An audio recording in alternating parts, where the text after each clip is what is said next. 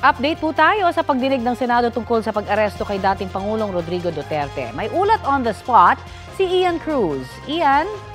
Yes, Connie, sa kanyang opening statement, sinabi ni Senate Committee on Foreign Relations Chair Senador Amy Marcos na ang tanging tanong na bakit isinuko ang isang kapwa Pilipino sa mga dayuhan.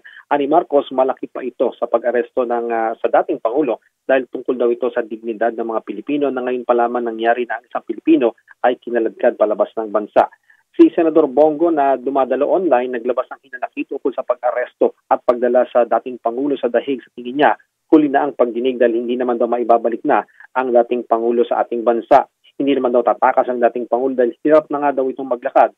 Pero labis na mabilis ang pagdala sa kanya sa ibang bansa. Nanindigan ng iba't ibang ahensya ng pamahalaan na matapos mag-withdraw ng Pilipinas sa ICC epektibo noong 2019.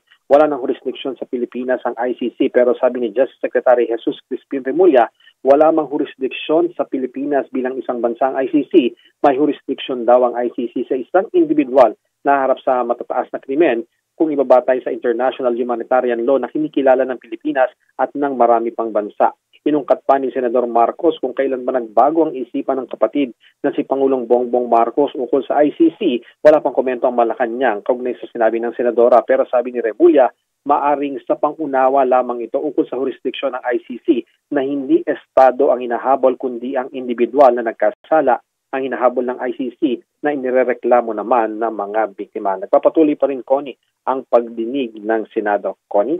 Maraming salamat, Ian Cruz. Sa isang press conference ngayon, ay sinabi po ni Palace Press Officer Yusek Claire Castro, hindi kompleto ang paglalahad ng mga nangyari sa iprinisinta ni Senadora Marcos sa hearing.